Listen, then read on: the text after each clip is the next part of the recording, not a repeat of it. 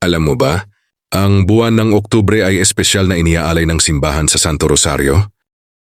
Reflection. Ang rosaryo ay hindi lamang simpleng panalangin. Ito ay isang paglalakbay kasama si Kristo sa piling ng ating mahal na ina, si Maria. Sa bawat butil, binubulay natin ang buhay, pag-ibig at sakripisyo ni Jesus.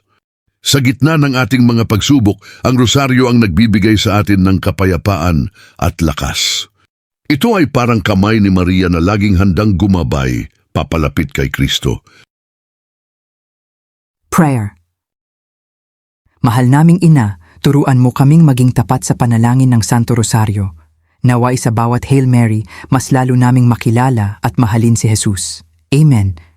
Kaya mahal kong kaibigan, ngayong Oktubre, sabay-sabay nating buhayin ang debosyong ito. Sama-sama nating ipanalangin ang ating pamilya, bansa at buong mundo sa pamamagitan ng Santo Rosario.